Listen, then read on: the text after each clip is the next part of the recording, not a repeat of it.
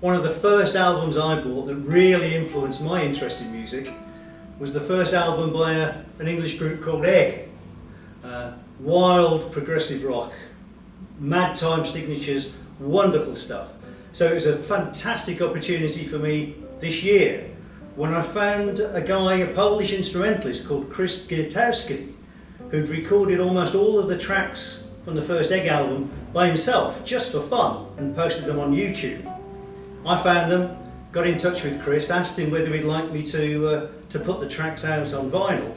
He couldn't believe anybody would be interested, but he thought it was a great idea, so we produced Egg's first album by Chris Giertowski at the start of this year, and we did so well with it. So many people were interested in it, we had to actually repress another 100 copies of it.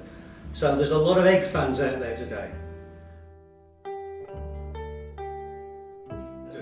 So I've been able to work with bands like July, who recorded one of the classic Psych albums back in 1968, reformed a few years ago, started putting some new tracks together, and they allowed me to issue a new single by them, which went incredibly well.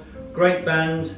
Their album's now being issued by another label, and that's great. It's got them some publicity, got them exposure to a whole new audience that probably weren't even born when the first album came out. It's 59 cents, that would be €5,000.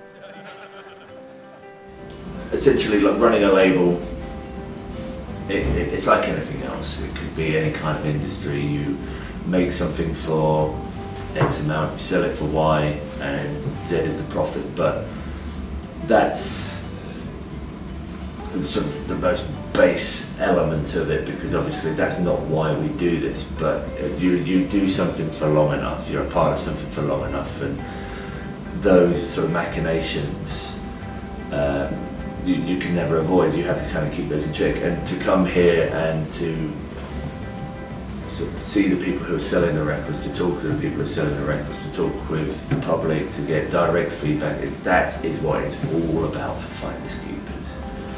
I know you wanna be there, but I refuse to let you go. If I had to beg for Their first edition of the Beatles record, Please Please Me, on the gold label. Very rare.